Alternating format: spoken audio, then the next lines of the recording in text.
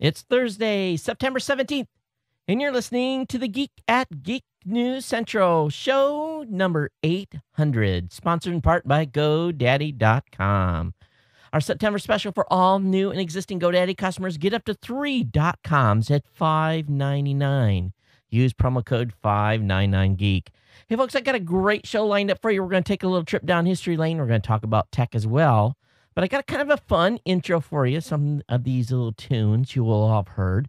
This will take a few minutes, so sit back and just listen to a melody of intros that have happened throughout the years for this show. You and that comes next. Strap in. Here it comes. Geek News Central is a proud member of the Tech Podcast Network. If it's tech, it's here.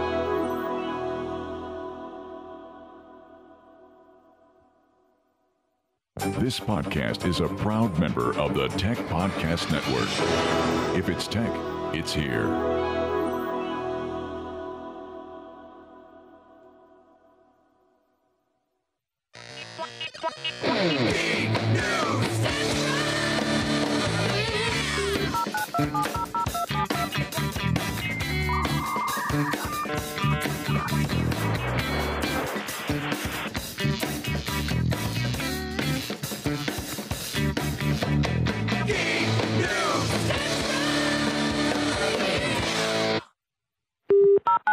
From Honolulu, around the tech world, and into your ear, this is Geek News Central. And now, here's Todd.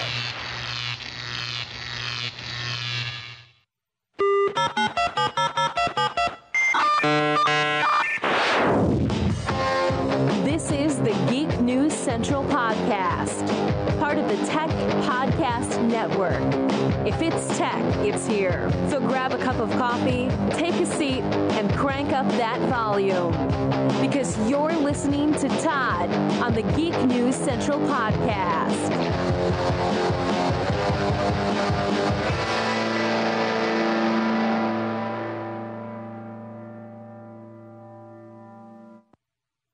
Aloha from historic Ford Island in Honolulu, Hawaii. You're listening to the Geek News Central podcast. Yes, that is correct. The molecular structure of the atoms within the atmosphere causing... hello, do come in. This is the Geek News Central podcast, coming to you from historic Ford Island in Honolulu, Hawaii. Your attention, please. A new edition of the Geek News Central podcast is online now. Be sure to visit www.geeknewscentral.com to subscribe or pick up the latest show. You can call the voicemail hotline at 619-342-7365 to have your comments heard, or call the host directly on Skype. His Skype call sign is Geek News Central. As always, this is a show you are not going to want to miss. Once again, a new podcast by the Geek at Geek News Central. www.geeknewscentral.com is available now. Attention. A special news bulletin is about to commence. You are being instructed to turn the volume up for this special announcement from Geek News Central. Ladies and gentlemen, please stand by. The geek from Geek News Central is about to come on the air. He's putting on the headset. He is pulling up the microphone. He has opened a can of Red Bull. He has strapped himself into the chair. His assistant is slapping him in the face. Get ready. And now, your host, Todd the Geek from Geek News Central. Aloha and welcome to the Geek News Central podcast, coming to you as live as it can be from the beautiful state of Hawaii via the Geek News Central studio overlooking Greater Honolulu. So that was a little fun. I played through a half dozen or so of the intros that we've used over the past 800 shows from time to time. And for those of you that have been here since episode 1, you probably got a kick out of that. Some of those were pretty bad audio quality, so I apologize. I hope I didn't blow your eardrums out too bad. But hey, I want to welcome all of the Ohana, all the longtime listeners of the show. Hey, thanks for being here. Thanks for being with us for 800 episodes. And it would not go without saying that without you being part of this audience, this show wouldn't exist. and I want to thank you for staying subscribed and being part of the Ohana and really supporting the show throughout the years. We're going to walk down memory lane just a little bit tonight, and we got a whole bunch of tech to get into as well.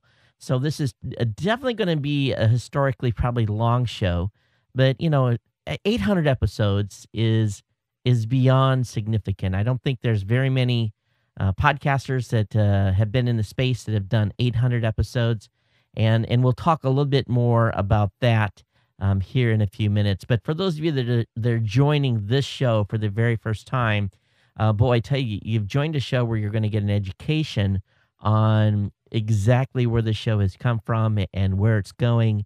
And over 800 episodes of me sitting in front of this microphone and others, it's been my pleasure to bring this show to the masses. And I look forward to bringing on 1,000 more shows. That's what we kind of always say here every time we hit a 100 number. I'm kind of really excited about that 1,000 number. So we're still a couple years away from that. But thanks for being here, and all of you. Thanks for being part of the family, and of course the new listeners. Thanks for checking the show out. Now tonight we're going to talk about a lot of stuff, and if you've got comments on the show, you can tweet me at Geek News. Of course, if you got comments, you can send it over to geeknews@gmail.com. And of course, the voicemail hotline is open 24 hours a day at 619-342-7365. I do have some commentary from some folks that called into the show that will play at the end of the podcast tonight. And basically, we'll get into those. But if you're watching this show live, great. Most of you were asleep. If you're listening later, it's good. But don't forget, you can catch the show on the Tech Podcast channel on the Roku, Boxy, Samsung Smart TV, Google TV. And of course, most importantly, it's real easy to get connected by coming over to the website at geeknewscentral.com. And really, that's the place to go to find all the content that's being written. We have a great bevy of writers that are putting up great content on a daily basis. So definitely visit their website. And I'm going to tell you, these writers, we pay the writers at Geek News Central to put articles up. So every time you're at the website, that brings in, page counts for us, and that's important. So definitely come over to the website on a daily basis and see what's going on there. And of course, get subscribed to all the shows that are part of the Geek News Central family. You'll find that there in the second column of the website. The Geek News, this show twice a week. Of course, we got Saturday Morning Tech. It's done when I'm in Honolulu on Saturdays. We got the Gadget Professor, Don Bain, brings you that every week. And we've got Robot Underpants done by Langley, and a Chrome show periodically when I get time. And of course, our special media events when we go to events like Ford and so forth. But definitely, basically hang out on the website, check the stuff out, make it part of your daily read. And it is appreciated that you do so. And really, thanks for being here, and really thanks for being a big part of this family. And we want to thank all of you. And actually, let me see if I can move. Probably not. Let me take that off. Thanks for being here. And of course, the newsletter's out there on the website as well. If you get subscribed to the newsletter, that gets you basically linked up so that every time I send out the show notes, you'll get the full bevy of everything that I've covered. And of course, you can go to gncshownotes.com to find all the extensive links to all the articles that I cover. Of course, we're streaming tonight. Matter of fact, we're back up on Ustream as a secondary stream. We're doing this is our initial shakedown of that. You guys can see over on the monitor here, I've got Wirecast loaded up, and we're actually using that as a secondary streamer, pulling that off the TriCaster. But we're up primarily on Amazon tonight, so that's up and running. But nice to have the mix back up on Ustream. But those of you on Ustream, if you want a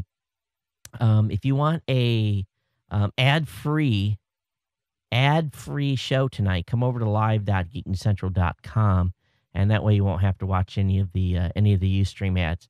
So I do want to mention a couple of sites. I want to mention we're part of the Tech Podcast Network, 100 plus shows over there, all family safe.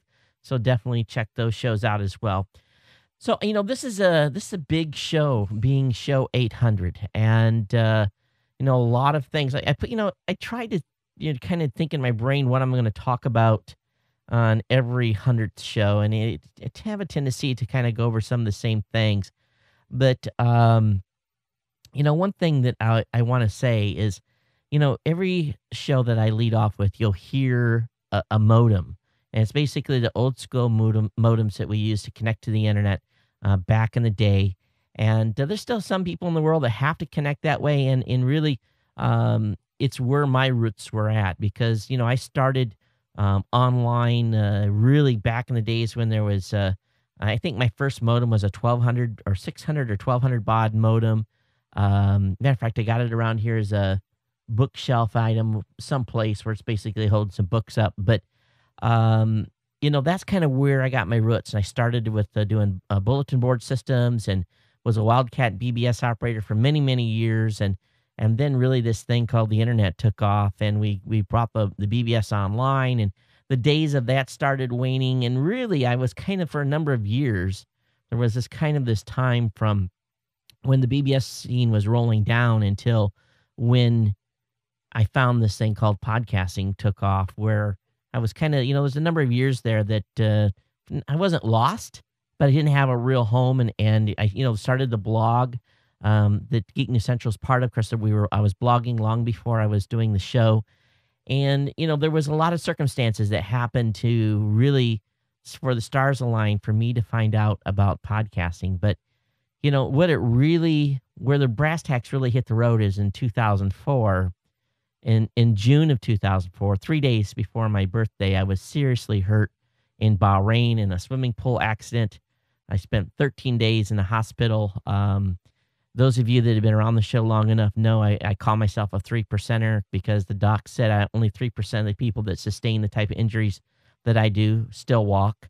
I'm about a half inch shorter because of a crushed L1 vertebrae and got a bunch of steel in my back, keeping that area stabilized. And knock on wood, things have been, pretty good. I have problems from time to time, but really that set a course in motion because I was in the Navy at the time. And when I came back to Hawaii and was laid up, the big thing in the back of my mind is if you're not productive for Uncle Sam, if you're not able to produce and do your job, they basically will med board you and get rid of you.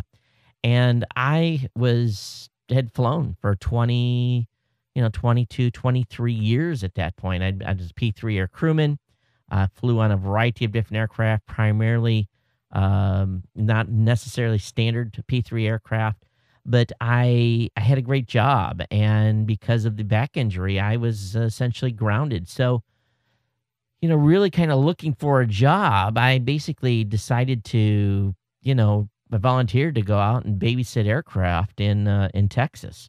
We had some aircraft being modified, and what ended up happening was, I'm wearing this clamshell, and I can't really do anything. It's really, it's October, it's hot, it's sticky. I'm feeling nasty. I come back to my hotel room, was a Hampton Inn right off I-35, and turn up the AC and just kind of veg and sit there with my laptop and surf the internet. And I was following Dave Weiner's website at scripting.com, and I had heard he started talking about this thing called podcasting, and him and Adam Curry started doing a show, and it really made me got to thinking. So there was a Walmart directly across the street, and I thought, hey, I got a blog.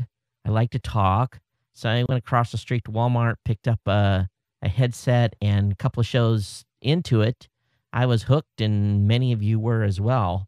And the audience numbers, kind of started off kind of slow, 300-400, and then boom, within about 90 days, we were at 35,000, and it just continued to climb. And, here was this blog that I'd done for all these years that hadn't reached hardly anybody. I had a very small core audience, and that's where many of you came from that were originally part of the original people that started subscribing to the show. And I'm not a particularly great writer per se. Even today, I have a great a tendency to slaughter the English language, and I have all kinds of Toddisms, and you guys get to laugh at me destroying people's names and so forth. So, doing the show was fun. And, it turned into this obsession per se. And, from the very beginning, though, I think my goal was for you guys to have a good time, learn something, break the tech down into pieces that you guys could digest. And I kind of wanted to make the show digestible to anyone, whether or not you were super technical or not. And that was the end goal. And I think that's always been the goal of the show, is to have the content to be in nice digestible pieces and be able to go out and find stuff that maybe you found, but also could hear my commentary on it, or also something that you haven't heard about, and get you fed a bunch of tech content twice a week. The show's always been long. People have always said, why is the show so long? And it's just the way it has. I think we were 45 minutes to begin with, and it morphed to about an hour 15. That just seemed to be where the number was from the time standpoint. We're going to go beyond that tonight, but really, with the show launch in 2004, and here we are in 2012. And of course, next month will be the 8th year anniversary of the show. We've done 800 shows tonight, and there's been a lot of turmoil. You guys know that on one of our big anniversary shows, my father died, and you guys were expecting show 200 instead of getting show 200. You got this this emphatic message from me, basically saying, "Hey, no show, folks. My dad has been killed in an automobile accident, and I'm leaving to go home and bury him." And, literally thousands of emails of sympathy came in from this audience. And it was one of those things that made me understand right at that very point that this audience really cared, and we're truly part of the Hana of this show. And many of you that have been here through that many shows will have remembered that vividly. So, I'm kind of skipping around here tonight, but the main thing to remember is, without this device, without the iPod, and what was accomplished by connecting this media and making it syncable into this device, really has, in my opinion, we have opened up a whole new business. We have been able to do a lot of things because of what happened there. Now, many of you don't know, but back before July of 2005, there had to be third-party software that would do that. iTunes was not podcast ready at the time. iTunes was iTunes, and there were no podcasts in it. So really, to get stuff into the iPod was pretty remarkable at the time, and the hack that was put together, and what Dave and Adam did in making the RSS connection, and how this really came together. So you guys have been along for the ride, and I keep this very close to me at all times. When I'm doing the show, it's here on the desk. Usually it's setting up on my switcher. It's just a reminder to me that we have some humble beginnings, and where we have basically came from then has been pretty remarkable. So, so the modem brings me to the point where this is where my roots were for technology. The iPod is the connection. This is where we all got off the ground and where this thing really exploded.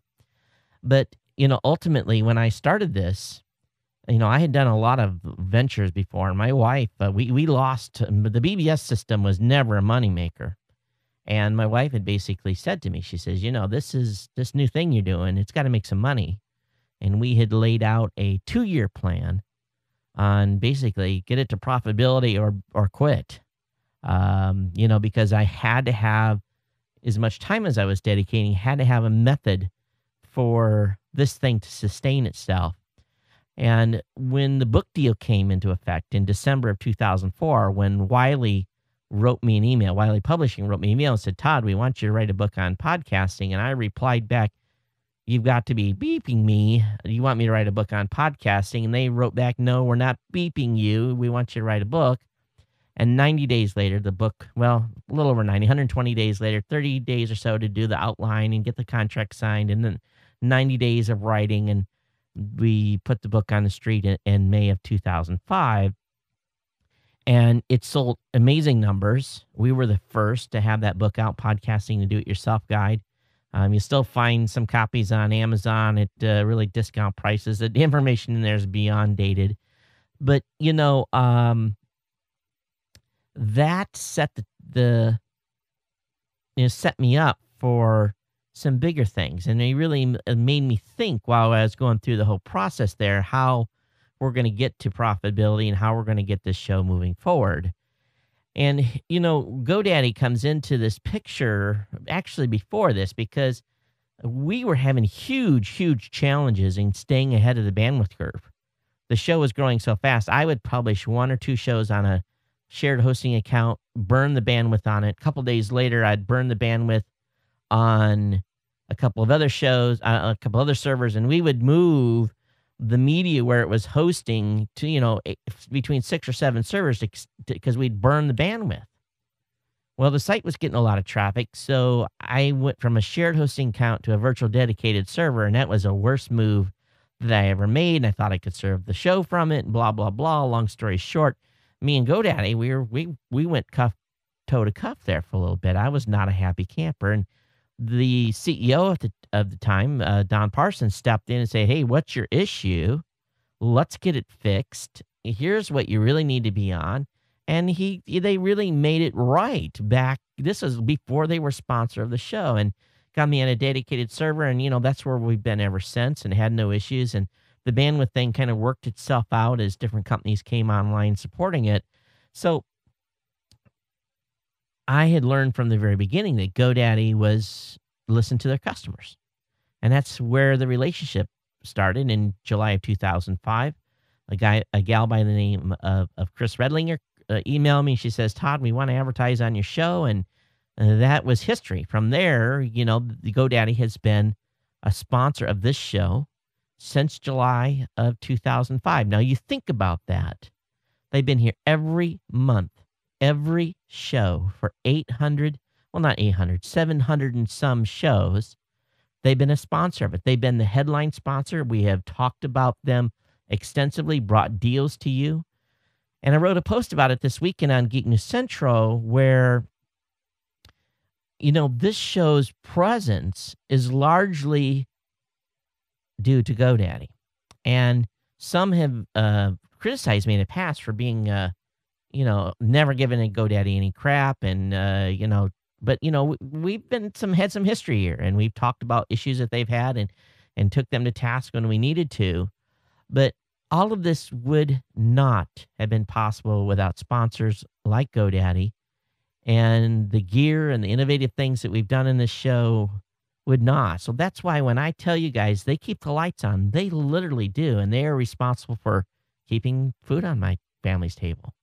And so, of course, the other sponsors are right there playing around as well, but they're not always on the show. Right now, we're just running a single sponsor right now. And you guys know the story of how they became a sponsor. And what really made this thing click was when Chris said, "Okay, we're advertising on your show. We're doing great. Do you know some other podcasters that want to have GoDaddy as their sponsor?" And I'm like, man, I could be the go-between, the broker, and we can, I could take a little cut and make this happen. And that is where this whole business aspect of this thing came in and what really started to move forward. So really, they're kind of responsible for 2 stages. And so the, kind of going back to the history of the show, we launched Tech Podcast Network in 2004. It was kind of a, we were trying to build a network. August of 2005, Citrix came online. GoToMeeting came online as a sponsor. Launched Raw Voice in 2005. We did started the Podcast Awards in 2005. We launched the Podcaster News. We launched Blueberry, ProMed, Travelcast. You look at the sites that we've launched, and you look at, here's Raw Voice. So, Raw Voice is, let me take this down. Raw Voice is, the company that I do all of my business through. Not for this show, but for working with podcasters. And Raw Voice now owns Tech Podcast. We bought that out a few years after I started it, with the folks, the 12 or 13 shows that we initially started got a stake in Raw Voice. And then we launched Blueberry.com, and that's where we've got nearly, I think, 13,000 shows over there. And we've launched the ProMed Network and Travelcast. So all those sites had a humble beginning because, number one, and you look at the Podcast Awards website, the only reason this site exists is because I had enough bankroll to have a programmer build the code to make this thing work, to do what it does and, survive, the millions of hits it's going to start getting on October 1st again. The base code is still pretty much the same from when we built this in 2005. The company over at One Technologies and Tim Morris, my partner over there, who, well, basically he's not my partner, but he's the guy that built this site. He's the one that's responsible to make sure this thing runs.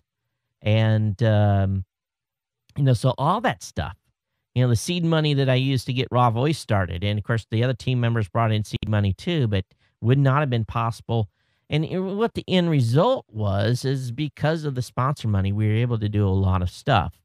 And in my whole core, ever since starting the show, my core is to, when I was growing up, I grew up in the country, and I was a farm boy.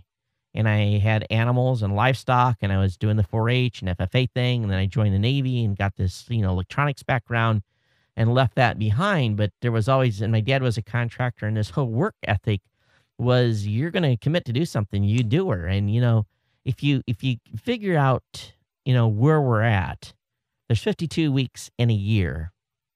We've been doing this nearly 8 years. So if you just figure 8 years, that would be 800, if I was to do one show a week, that would be 416 shows, or 2 shows a week times, it's basically 8 times 8 years times 52 is 416. Multiply that again, that's 832. So out of 832 shows, I've delivered 800. So what it really boils down to, if you take those 32 shows that I've missed somewhere along the way and divide that by 8, on average, I've only missed 4 shows a year. If you think about it, Christmas, a couple of shows in and around CES, and maybe one other. So, there's been kind of a, maybe 4 or 5, and then one year don't miss as many. So been here for you the whole time, and creating the content and putting it out and putting the time in. And if you really look at the progress of the show and where we've been, I looking at the comments, there's been 11,267 comments emailed to the show. We've had over 188 million downloads of the podcast, near as I can figure. I just did a swag at it.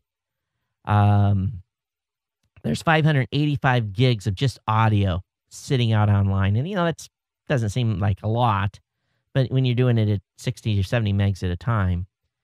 And, you look at the studio now, I've got multiple cameras in here, and, I've got the capability of bringing in guests. I've got live streaming, all this stuff that we've done. I've probably invested $100,000 in the studio over 8 years.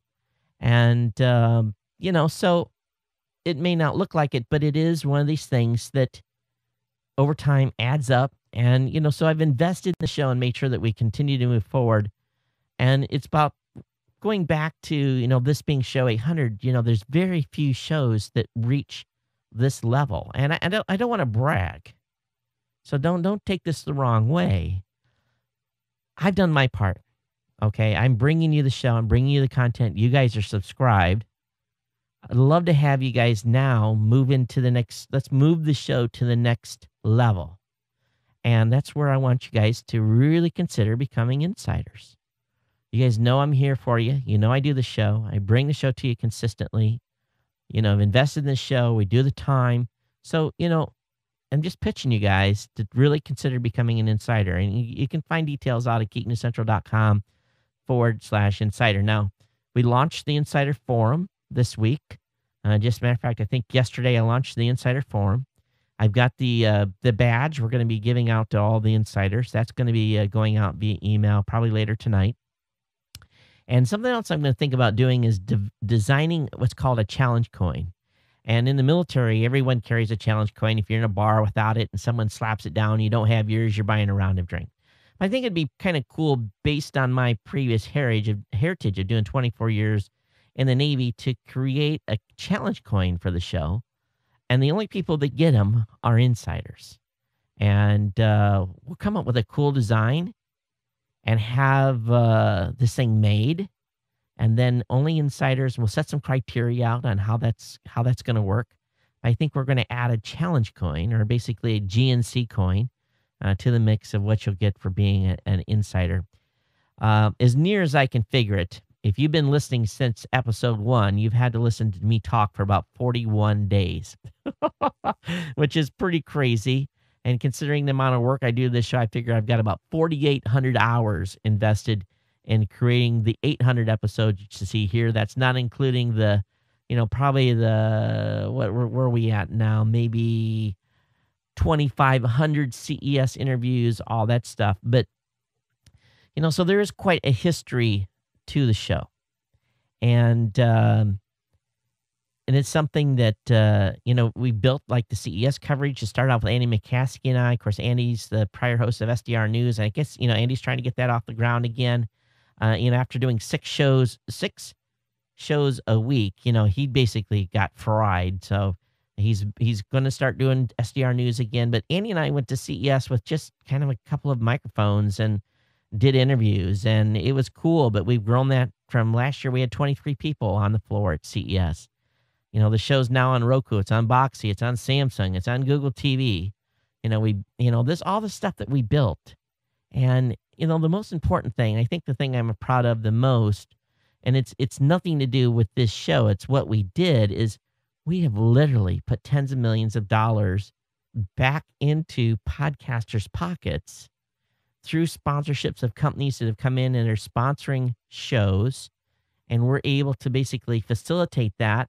And it's nothing rewards me more than having send our accounting person a spreadsheet where there's $115,000 or $150,000 dollars worth of payments that are going out to podcasters. When you see those kinds of numbers going out to the thousands of shows that we work with, it's pretty exciting stuff. It really is. When a guy is working his regular day job, he's doing a show on the side, and I send the guy a check for $5,000. That is just incredible. That really makes us just proud of what we've done. And I think that's the thing I'm probably the most proud of, is we able to get these podcasters paid. Now, not everyone doesn't. There's different levels. The top guys get X amount in the smaller shows, but we've never discriminated. We've always treated everyone equally. And some guys, they may only make enough to make their hosting payment or take the wife out to dinner. But, besides this show and what I do on a day-to-day basis to keep the ball rolling and keep my employees employed and keep the salaries going and everything else. And we never did VC money. We build it from scratch. And we're still here, and I'm still here, and I'm excited where the show's going to head. I feel like it's just, and it's hard to believe it's 8 years. I was telling my wife in the car today, I'm like, it's 800 shows, and she just kind of looks at me like, that many, and they've sacrificed huge. Every Monday and Thursday night, this show is recorded, and that's built into our schedule, and there's nothing that's going to interrupt that schedule. And I've really, I've taken a lot of time here tonight to talk about where the show has came from, and hopefully you guys are going to help determine where it goes from here. And it's been absolutely my pleasure to bring you the show and to be able to talk tech and have fun and laugh at myself for doing stupid things on the mic. Now, we brought audio into the mix. Some of you didn't like it. Sometimes I talk to the camera, and I got to remember I'm talking to many of you through your headsets as well. I have to really make sure that I remember that core, because the audio audience is still 90% of you. 90% of you listen. Only 10% of you watch, or whatever. Whatever the number is now, I don't know, but that is the main thing. You guys are on the treadmills, you're on your cars, you're in a bus, we've had people listen in Antarctica. We've had people listen to the show climbing a mountain. It's everywhere that you can imagine, and it excites me because we're in almost every country in the world that has someone listening to this show. And that just warms my heart. It really does. It's very humbling. And if nothing else, we're hitting show 800. Thanks for being here, and thanks for being again, part of the family. And if you've been here since show one, brother or sister, uh, I don't know how you've listened for 800 shows. It's hard to listen to anyone talk for 41.6 days. So I hope I've kept it entertaining. And I know there's a handful of people that have been here since show one. A lot of you have been here for 500, 600, 700 shows. I know that for sure. And just because I see them coming in emails, I get little notes saying, don't read this on the air, but here's a comment. And, our super fans, you guys here are folks that are, basically always sending contributions into the show. It's greatly appreciated. So let me move sideways here, or I'm going to start getting too much chitter chatter already. But let's make sure we get the bills paid and definitely save some money this month. All right. GoDaddy.com. What can I say? We've got a special deal. $5.99 domains. You get 3 of them. So you get basically $6 is what it's going to cost you for each domain. You can get up to 3. Then once you've used those 3, you can go ahead and use my other codes. This one, you got to use 599 Geek. And after that, then you can basically use my other codes, ComSale, ComSale 3, all the other codes to save money on the .coms and .com renewals. Someone said they renewed some .coms with that 599 Geek code, so I'm kind of surprised that actually worked. But we won't say anything. But I do have some news that we may be getting a intro from someone. So we'll look forward to seeing how that's going to go. I'm got something cool that's coming from potentially from GoDaddy in the future. Oh, by the way, I am packed. I have a passport, I have an international driver's license, and I'm leaving tomorrow. And that's all I'm going to say. I'm going to give you one hint somewhere later in the show, and maybe you can figure out where I'm going. But after that, you won't know until the next show is live.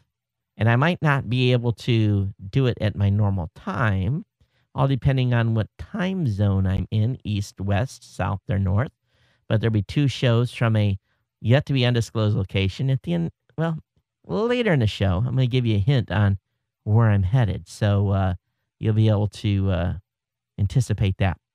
All right. So, hey, thanks for GoDaddy for being a sponsor here, of course.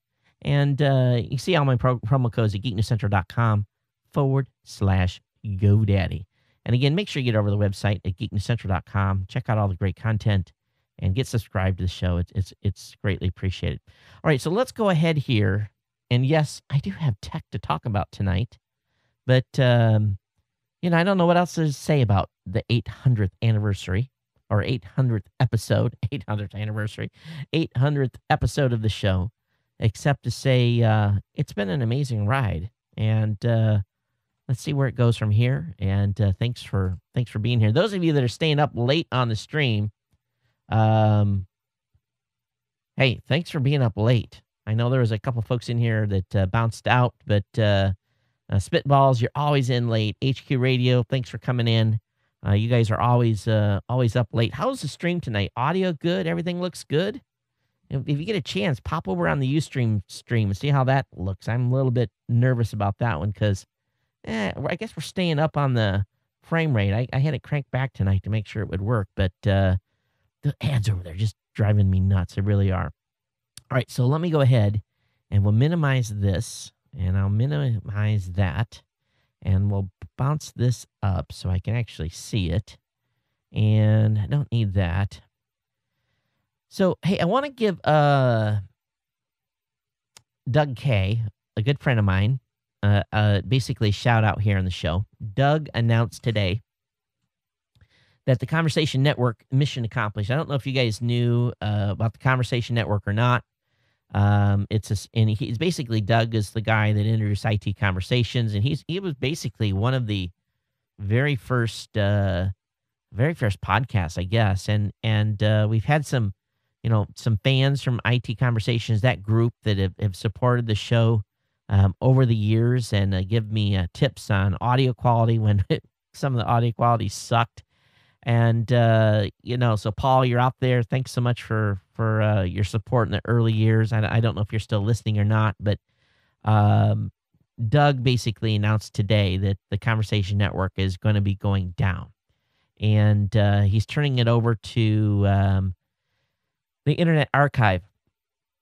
And they're hoping to preserve all the existing URLs and so forth. But, job well done, Doug, on this. And I know that you've had a lot of support. Variety of companies have supported you in the past.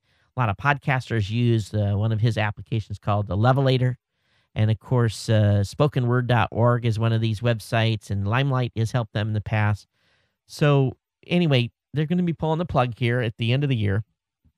And but thanks, Doug, for all your support in the community and all the volunteers that really helped build that site out. So I know that it probably was a hard decision to make that happen, but I guess it was time.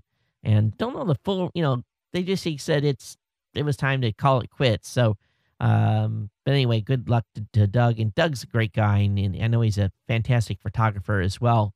And so if you get a chance, look him up on Twitter or up on Facebook and following. So the first article I want to talk about tonight, get a couple right off the bat here from Geek News Central. One that was written by Alan, and of course, Alan is one of our writers that is outside of the United States. But he talks about, and of course, he's been writing a lot of the Android stuff lately. So someone sent me an email, Todd, why am I bashing on the iPhone so much? And I'm like, hey, it's my writers who are doing it. I'm not necessarily bashing on the iPhone. But new universal root for Android ICS Jelly Bean devices. So it has been rooted. And that's good news for those of you that like to essentially run a jailbroke phone. You can do so. And the link is up in the show. Will be up in the show notes for that. So thanks for Alan for putting that together. And I got a different laptop over here tonight, and it keeps going to sleep. Someone said in the chat room that the Ustream ads are loud and annoying. Oh, sorry. It's just the way it is. Can you believe that Ustream is now asking people to pay, listeners to pay like $4 a month and not have any ads? I thought to myself, if people are going to pay $4 a month to have no ads on Ustream, $2 a month supporting the show is a pretty good deal. I just thought it was pretty incredulous that they would ask viewers to pay to not have ads served to them. All right, there's a great article written up by Jen, and she wrote up about Whisper Sync for voices, saves your place. And this is when you're using Audible. And so, people that love to read will take the opportunity to squeeze another chapter or a few more changes any chance they get. And today, many people are reading books on the Kindle or other devices or listening to the audio version of a book they got from Audible. So Whisper Sync for voice is something new that connects those two options in a unique and time-saving way. So you definitely want to check this out. And basically, it's going to sync up your audiobook with your ebooks. So you can put one device down and pick up the other one. So this is pretty cool. So the book's going to continue reading to you, or you can stop and you can visually read. And you can start by purchasing an ebook for your Kindle. And then there'll be a button that allows you to add narration for a few dollars more. Making that purchase is what enables your Kindle and Audible app to sync up with each other. There are about 15,000 books at audible.com that will work with Whisper Sync for voice right now. So she's got an article and links up there in the show notes. This is a pretty cool dealio, so definitely check it out. And Jen, this is a good catch by you. Thanks for getting that. All right, one thing that I had told Barry takes care of all of our phone bills. All of our team members at Raw Voice have an iPhone, and Barry is living in an area where the AT&T signal is like crap. So he says Verizon works good in the neighborhood, and I says, well, let's call Verizon and see what. Whoa, that's what I get for putting the phone over here too close. So he's going to call Verizon and find out, what the options are for us as a business owner. and to get the iPhone 5. So what other people are finding out is AT&T is basically saying, hey, you want a new phone, here's what you got to pay. So a lot of folks are finding out that it's just going to be cheaper to switch to Verizon. They're going to save about $180 to switch. So, your loyalty to stay with AT&T and versus Verizon, especially if you're out of contract, is, that's $180. It goes a long ways in one person's pocket. So how many of you are willing to make that switch from AT&T to Verizon to save that $180? Or you're loyal enough to AT&T that you're going to stay there. So this is, to me, it doesn't make any sense. If I was AT&T and I knew someone was going to leave, they're probably counting on people not. Probably the majority of people won't. But for $180, that's pretty incredible. But he says that this guy's going to cancel, that wrote this article over at bullishcross.com, says that he's going to cancel his family plan and move to another carrier. And it's just going to cost him, it's going to save him a bunch of money. So, because he's out of contract. So, I have a link up in the show notes. But if you're considering upgrading the iPhone 5 and Apple's telling you, give me a big bunch of money to do so, definitely there's some thoughts there from him on maybe a way to proceed to save yourself some money by switching to Verizon. Hey, Ford has announced that it's basically bringing your own navigation with a new smartphone app. Ford is joining Chevy in offering a smartphone-based navigation app that integrates with its connected car platform. Telenav's new Scout for Sync app link doesn't have all of the features of a full-bore nav system, but it could fundamentally change the in-vehicle mapping game, especially if you don't have a vehicle that's really all that smart or new. This app basically will give you a lot of the features that you would have if you had an in-dashboard system. Now, if you can Bluetooth sync to it, it'll talk to you over your car speakerphone, over your car speaker, so you don't have to just listen to the phone. But this is a pretty slick little app and a smart move by Ford. They're all about making it, getting that digital technology into your vehicles. And this is an expensive way to make this happen. So, GM's tried to do the same thing. And I think that for the most part, Ford is probably pretty much still ahead from an implementation standpoint in their vehicles, much farther ahead than GM has been. But I'm sure that GM is going to be working real hard to catch up based on everything we've been seeing and some stuff we saw at CES last year as well. Hey, let's go ahead and switch gears here. How did Google get 100 million active users? Well, there's a post that they made, or actually Guntora said today on his Google Plus page, that while Google Plus is all about creating a better experience across Google, it's also a destination. And here, too, I'm happy to report that we've just crossed 100 million monthly active users on Google Plus. Now, if you look at what they've done, we know that Google has unified its messaging products. So this happened at the end of July. So basically, Google Talk Video is basically now Hangouts. That upgrade was rolled out gradually, but most users now, when they launch a Google Talk, they're really launching a Hangout. And some of those will get pulled in along with some of their other services where they've kind of shoehorned people into Google Plus. So it'll be kind of curious to see if the numbers ever come out on where that really divide is. I still find Google Plus to be a great place to have better conversations than I would find doing so on Facebook. They're just more, you still see a fair amount of cat pictures and stuff, but that's both on Facebook and on Google Plus. But I do, in circles that I have really kind of narrow defined, I do find great conversations and comment threads. So today, you guys know that I flew back from Dallas. I flew back from Austin on Saturday, and I just been 100% getting ready to get out of here to go to my new location. So I've been not much sleep. So if I'm trailing off on you guys a little bit here, I apologize. I don't mean to do it, but burning a candle at both ends to make sure that business needs were met, family needs were met, wife needs were met, kids needs were met, personal. It's been a little bit bizarre. So I don't recommend doing back-to-back trips where you only have 2 days at home and a big show and everything else going on to do. So I'm keeping you guys entertained here. Hey, on PopSci at popsci.com, there's some pretty cool stuff going to be happening to the International Space Station. There's an ambitious effort to broadcast real-time streaming video of Earth from space, and this is pretty close to reality after a new influx of cash and some new partnerships. They're saying by spring of 2013, everyone on Earth will be able to watch the planet from the International Space Station. There's a Canadian startup called Uthercast, pronounced Earthcast. Okay, U-R-T-H-E, Earth. Okay, it's spelled with a U, but they pronounce it Earthcast. And they're going to be sending some cameras up that are going to be mounted by the astronauts. One is fixed, and one will be able to swivel and point around. And they got the downlinks all set up and all that stuff.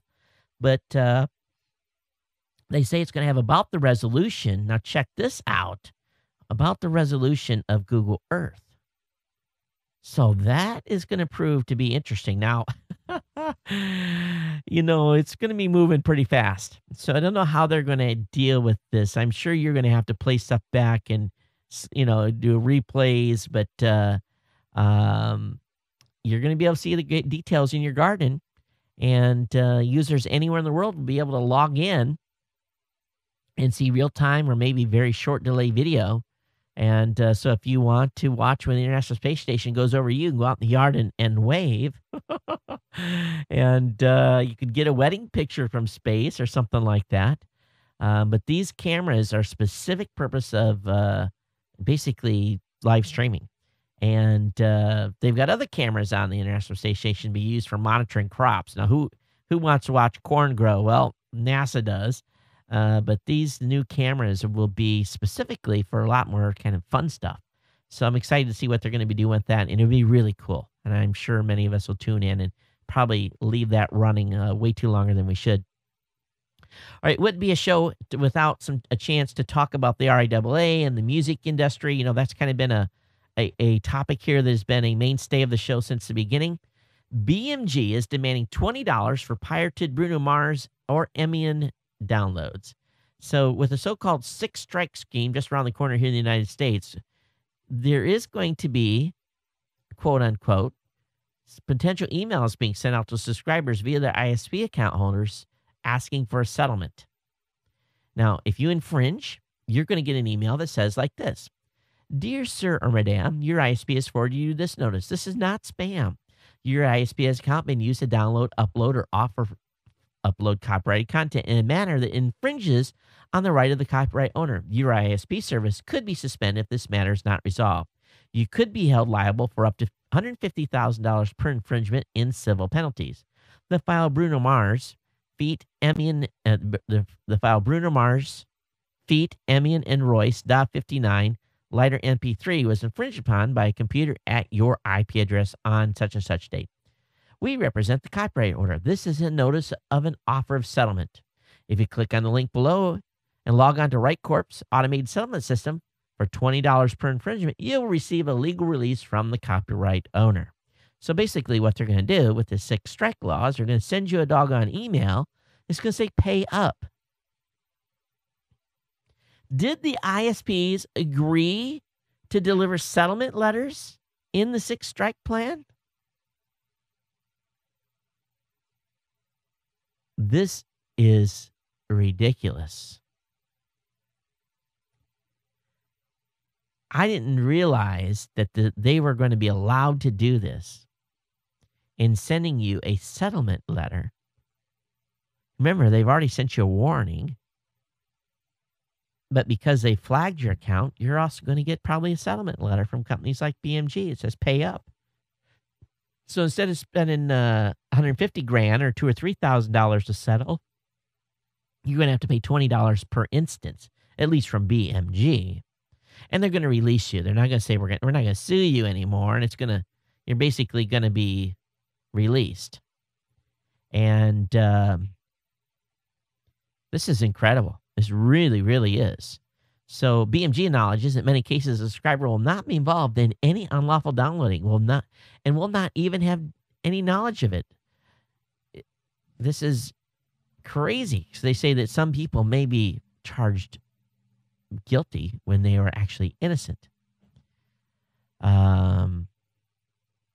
Says the subscriber is the only person liable for copyright infringement.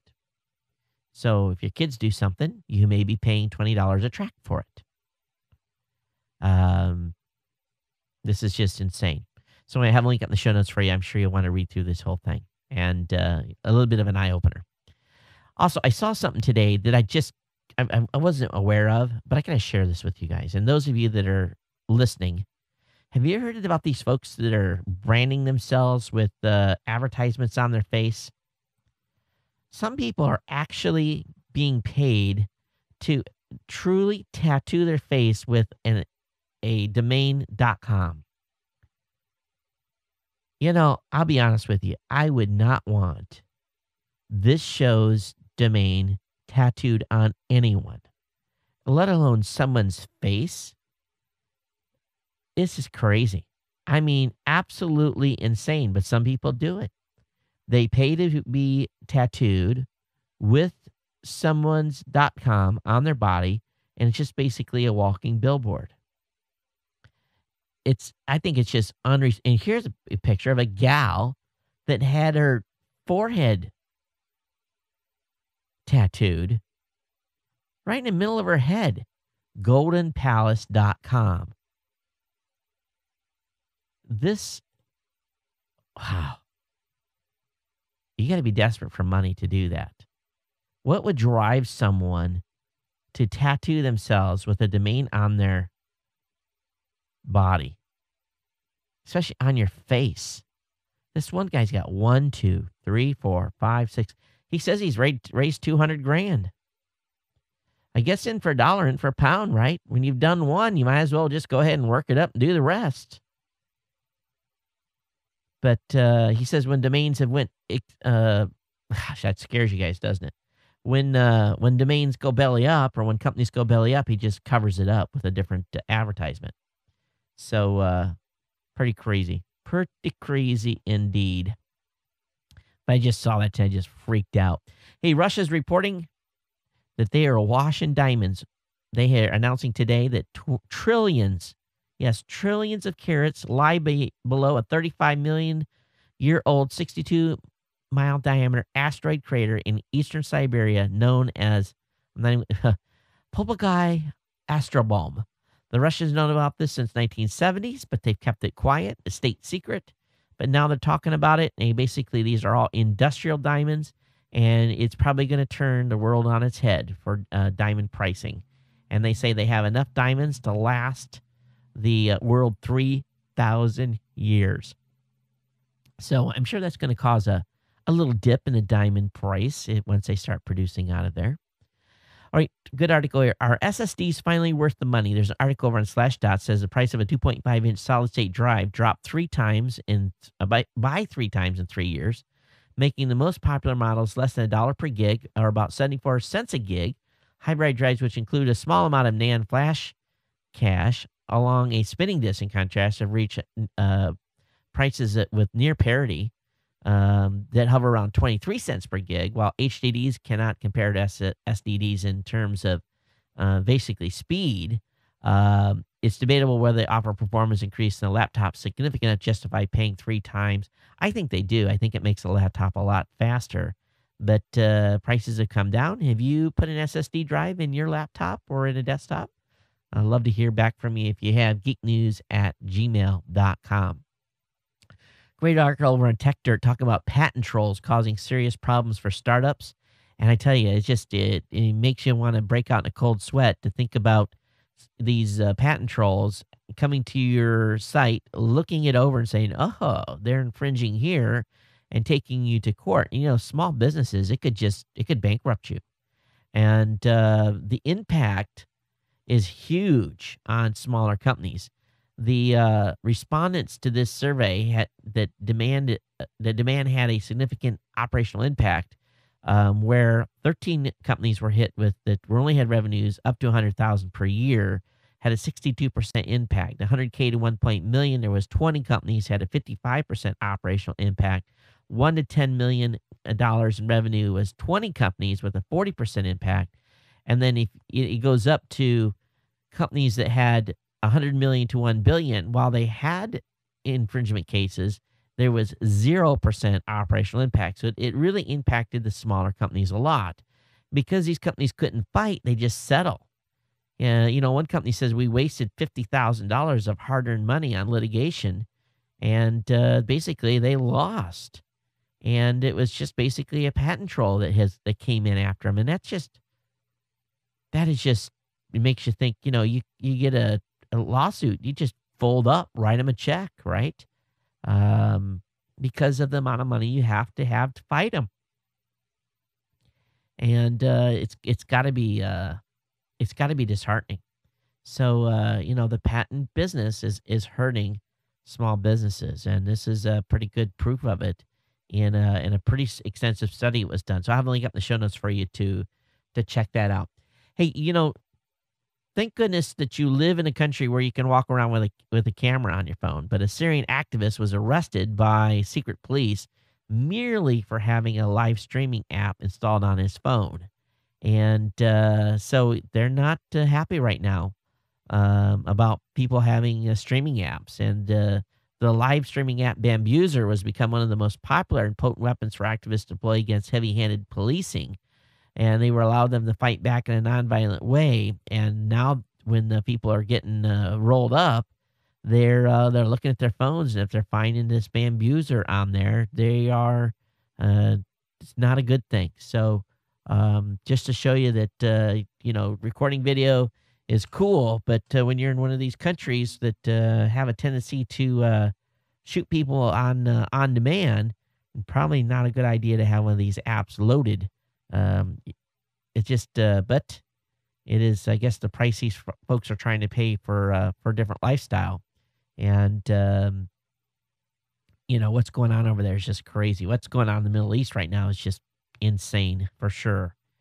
But it's just more evidence here that, the weapons of choice these days, social media and cameras and so forth are being effective, but the folks that are being caught with them are paying a heavy price. Now, check this one out. This one here would really make you mad. A university is requiring students to pay $180 for art history. It's only text that has no photos due to copyright problems. This is nuts. So, a student at OCAD University in Canada is taking a class on global visual and material culture, prehistory to 1800s, which has a textbook that is required for all students. This textbook costs 180 books. Now, we all know that textbook prices are insane these days, but again, this is where it gets totally crazy. This is an art textbook that has no images. This is an art textbook that has no images. This is a sham. And the students in class are filing a petition to protest this as well. This is incredible. Going to college, you're taking a visual and material culture class, and you can't even use a book effective because they've removed all the pictures because the pictures couldn't clear copyright. Just nuts. It shows you how broke the system is. All right, I want to talk about the royal family for just a second. There's with the wedding that they had and everything else was, followed by millions around the world. And, they are the subject of paparazzi. So what happened on September 13th, there was pictures taken of Kate Middleton, and they were published online. It was a topless photo. That happened at September 13th at around 2000. The number of people that were following that was very, very small. There was a little peak, just under 100 tweets. Well, what happened on September 14th was, now, is this in thousands or is this in Yeah. So the number of tweets that happened as soon as the royal family threatened legal action was about 800. And I'm sure there was more than. I don't know if there's a multiplier on this chart or not. But here's the deal. This probably would have went largely unnoticed had not the royal family threatened legal action, because traffic on this has stayed huge ever since. And of course, more newspapers are publishing them now and everything else.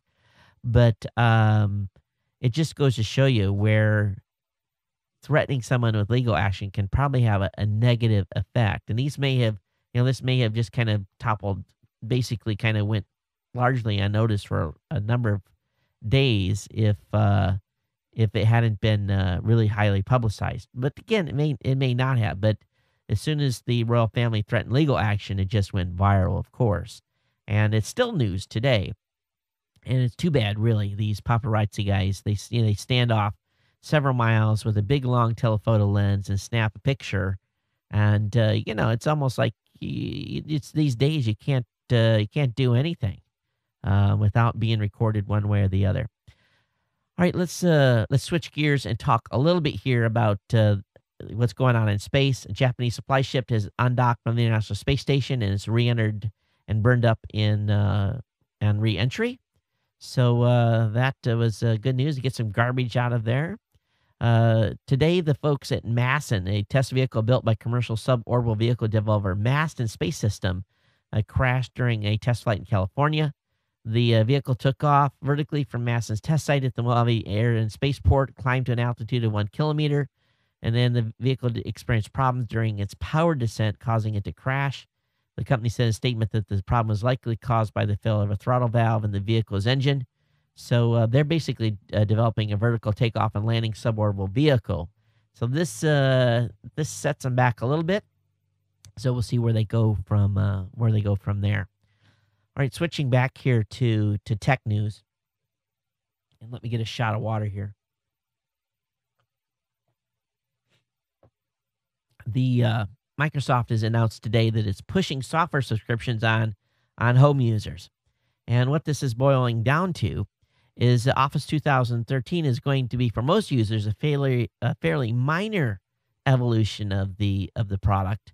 But what they're trying to do is they've been courting enterprise users with its Office 365 platform for a little over a year. But now they've unveiled two non-enterprise plans, $99 per year. There's an Office 365 Home Premium, giving you Word, Excel, PowerPoint, OneNote, Outlook, Publisher, and Access, plus an extra 20 gigs of SkyDrive storage, in addition to the 7 gigs you get for free, plus 60 minutes of Skype calls per month.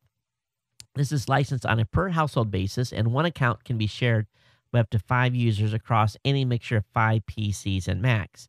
The other new subscription is $149 per year, Office 365 Small Business Premium.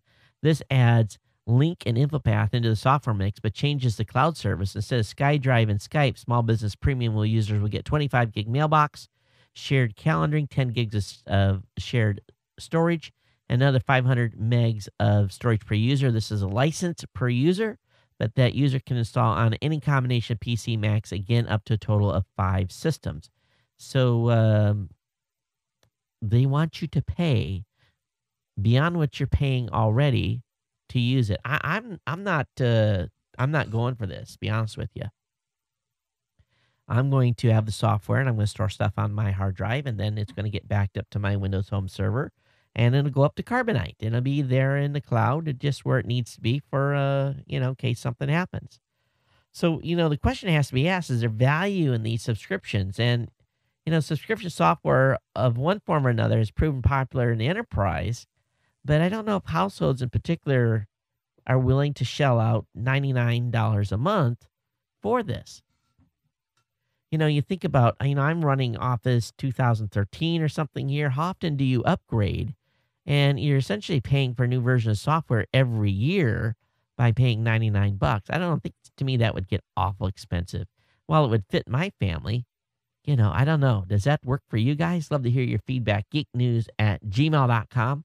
You can tweet me at Geek News, or you can call the hotline at 619-342-7365.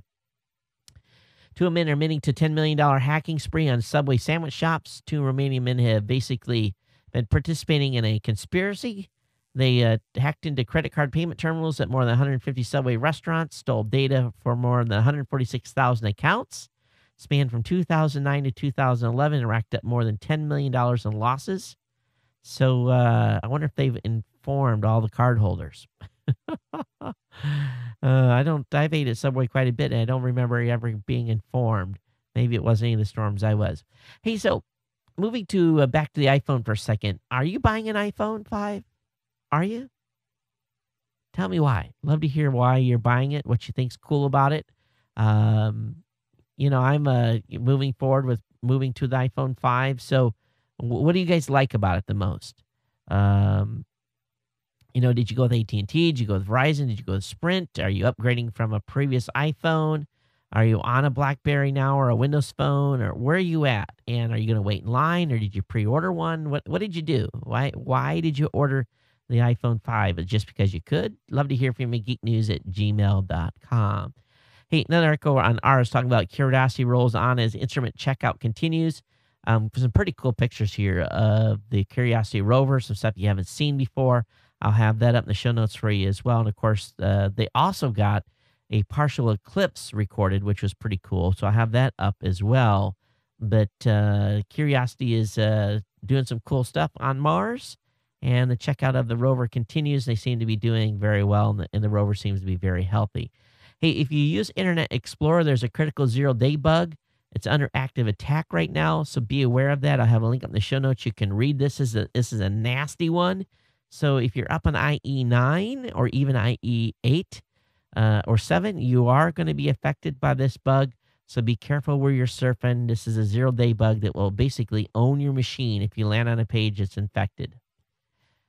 Now, this next topic, there's these studies that are done all the time. The government does all these paid studies. And I don't know who paid for this one, but after reviewing data from 1,839 14 to 17-year-old high school students in Los Angeles, now, they had to do a study to figure this out. Sexting and the other term go hand in hand. So in other words, those that are 14 to 17 who are sexting are also basically doing the dirty. Why is that a surprise? So among the researchers' findings, more than half the teens said they knew someone who had sexted, and 15% of teens with access to a cell phone say they themselves had sexted. Those who reported sexting were 7 times more likely to be sexually active. Nearly 87% of 1,800 students identified as heterosexual, with the remainder reporting as being gay, lesbian, bisexual, transgender, or unsure. About 20% of the teens said that they are white or African American, with the rest identified as Latino or Hispanic. So the researchers said that they found a few discrepancy in the data between heterosexual and non-heterosexual teens, namely that the non-heterosexual teens were almost 3 times as likely to have sexted, 1.5 times more likely to be sexually active, nearly twice as likely to have not used protection. So talk to your kids. This sexting thing is a little bit out of control still. So have phone, have camera. They will do what they do, being teenagers. But it's those type of pictures out in the wild are not good. All right, iPhone 5 record pre-orders, and there's already people sitting in line. They are already in line for the iPhone 5. Wow. Do they have a life? Do they have a job? Are they being paid to stand in line? This is just ridiculous. They're in line now? Good luck. Oh my gosh, go get a job so you can afford to pre-order. I don't get it. I guess you can. It's a sport of doing it, I guess, right? All right. FCC says cable operators can buy local phone carriers. Yes, you heard that. The FCC's relaxed rules against acquisition contained in the 1996 Telecom Act at the request of cable operators. The U.S. Federal Communications Commission has waived restrictions that are preventing cable operators from acquiring local telephone carriers, saying those mergers could lead to stronger competition to larger telecom carriers for business customers. You have got to be kidding me.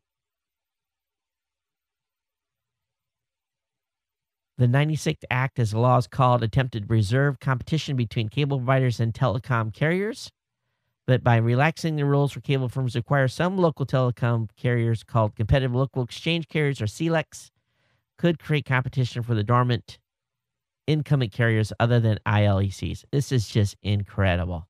So next thing you know, cable, Time Warner, they're going to be buying the local telecoms. We got one here in Hawaii in big trouble. So, wow. Monopoly, monopoly, monopoly. Another article here on space.com. Warp drive. Yes, you heard me said warp drive may be more feasible than thought, scientists are saying. This is the dream of Trekkies all around the world, to hope that we would have a warp drive of our very own. But apparently warp drive to achieve faster than light travel, a concept popularized by Star Trek, may not be as unrealistic as once thought. Yes, they're actually thinking it may be possible. Man, would that be the shizniz or what? So anyway, link will be up in the show notes. This is over at space.com.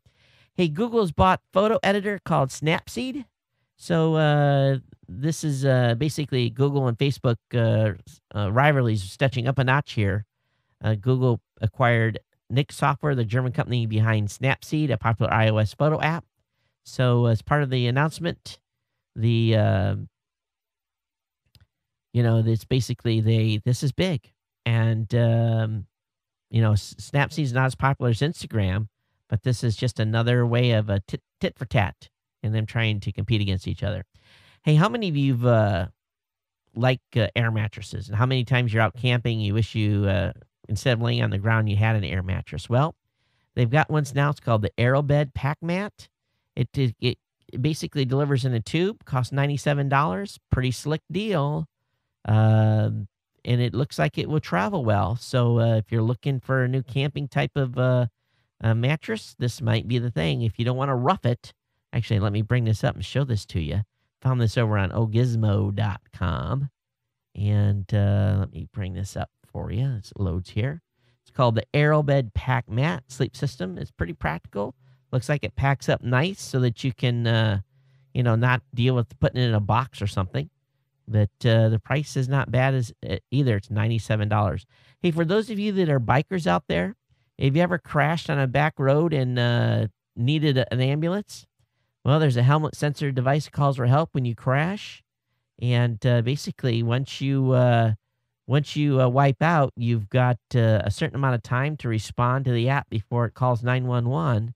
It's roughly $200. Isn't cheap, but if you are an avid cyclist and you're out cycling alone a lot on remote roads, this is probably worth its money here. I've been in some sticky situations before where I wish I'd have been somewhere close to having someone call an ambulance for me. So I understand completely. All right. Hey, last article for tonight, and I know that we're long already because of the Show 800 commentary at the beginning of the show, but Asus is basically saying that they're going to have Windows 8 tablets starting at $599 and above. They've announced some pricing, so that is what you got to look forward to. We'll see where the Microsoft product comes in. I'm sure it's going to be higher than that, but at least we got a little bit of feel of where we're going. All right, let me go ahead and play. I got a couple of voicemails to play. One of these is kind of hard to hear, so I'll go ahead and play both of them back to back, and then we'll go into email. Hey Todd, this is Jose Alvarez from the great Golden State of California. Hey Jose. I'm MIP Pro 3030 in the chat room. So you can put a voice to that chat name. Cool. Anyways, hey Todd, congratulations on your 800 show of GNC. I've been listening to your show since a little bit before 400. Now I've been listening to your show like a little bit more than halfway. So I'm really glad that you at the 800 mark and everything. and I kind of now consider myself part of the family and everything. So anyways, keep up the good job and everything. Love the show. Bye, lady. Thanks, Jose. Appreciate it. Hey, Todd. This is Rob S. in Pittsburgh. Just wanted to say congrats on show number 800. I've only been listening for the last 650. Beautiful. But I also wanted to say, thanks for the offer for relating to GoDaddy. But GoDaddy actually sent a 1 month credit on the hosting already. And I was one it actually didn't affect because like you, I was using name servers that were not all under that domaincontrol.com. And what I'd suggest is maybe in an upcoming show, reiterate how you did that. If somebody goes to whois.godaddy.com and looks up their domain, just make sure that all of your name servers are not under the same domain name, like domaincontrol.com, and that way you've got a secondary name server. So, maybe you can suggest some places folks can get alternative name server services. Like I think there's one called FreeDNS, but that's from another registrar, and maybe ZoneEdit I think is another one that's pretty cheap. So I'm sure you could help folks survive an outage similar to that in the future. All right. Hey, congrats again, and thanks. Bye.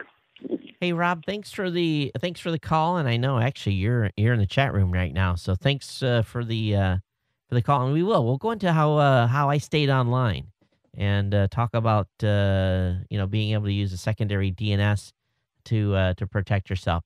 Let me go ahead and load up. I got a few emails here tonight, I believe. Let me look here. What is today? Today's the 17th. And our last show was in Texas on the 13th. So let's see what time those came in. Okay, so got an email here from Jeff. He says, Meg Whitman says HP has to offer smartphone. HP's big bet on the smartphone world when it purchased Palm, but the company fell flat on its face and WebOS failed. So I got a link there on some comments that Meg made on basically wanting to recover the HP smartphone. Got a number of articles here that came in from Richard. He sent me one on a Dutch court ruling links to photo as copyright infringement, so I'll have that up in the show notes. He sent me one basically talking about AT&T Galaxy Note 2 Lumia 920 release date on October 21st. Talks about Samsung kidnapping buyer to copy iPhone 5 tech in the new Conan video. That's kind of funny. And the last article I got from Richard was Apple offers multiple lightning cable adapters. Article was over on Ars Tech. So I have all those up, Richard. Thanks for those four. Those are good ones. I'll have those up in the listener portion of the show notes here as well. From JP, JP said, hey, Todd, eBay arbitration, no class action opt-out. So basically is a thread that's going on over on eBay on arbitration. So I'll have that link up in the show notes for you to check out. One thing, I got an email here from Karen. She says, hey, Todd, thanks for providing content that is informative, enlightening, and off the beaten track. I've been listening for more than a year now to several podcasts on my 2-hour commute. I no longer have use for a car radio format, which is a tease. 4 commercial tease, 4 commercial tease, 6 commercials, etc. So, yeah, I know you guys get loaded up. If you're listening to a car radio, you get hammered with lots of ads. I hope that our 1 or 2 ads on a 1.5 hour or 1 hour and 15-minute program is not too much. But Karen, thanks for being one of our lady Ohanas. And we got quite a few ladies that are listening to the show now. They come out in email from time to time, and I'd like to hear from the ladies a lot more as well. So definitely email the show here, geeknews@gmail.com. Hey, got an email from Frank. He said, hey, Todd, quite simple. Computers are stuff run by people. Stuff breaks. People make mistakes. Aside from this incident, and this is reference to GoDaddy, aside from this incident, which lasted, fewer than 3 hours, my experience with GoDaddy has been wholly positive. The 3 or 4 times I've needed to contact support has been prompt, courteous, accurate, and effective. And thanks for that, Frank. I do appreciate it. And be honest with you, I've went 8-9 years without any issue with GoDaddy. I've had personal server issues that I caused, finger, deleting a file here or there, or putting something or misconfiguring a configuration file. And that's how stuff normally breaks. But you're right. They've done a great job and they've kept stuff online. And that's why I continue to support them here as a sponsor of this show. And I'm glad they sent out those 1 month coupons. Basically, you get a month of service. And I think that was, you don't see a lot of companies giving a whole month. That was huge. I got a month for every one of my hosting accounts. So, I've got a bunch of shared hosting accounts that I have, and, that's big. It adds up. It really, really does. So I'm glad they did that. And I got a couple emails from some folks taking me up on the offer, and honored that, and basically took care of them. So, it's all about taking care of the Ohana here. So that's the main thing. Well, we're way long. I hope you've enjoyed the show today. It's been my pleasure to bring you show 800. It's just another show, but I hope you enjoyed the commentary at the very beginning of the show. And we're going to have a lot of fun as we walk forward here in the future. And, of course, I'll be coming to you live from a new location for a couple of shows here in a couple of days. But everyone take care. We'll see you next time. Aloha and sayonara.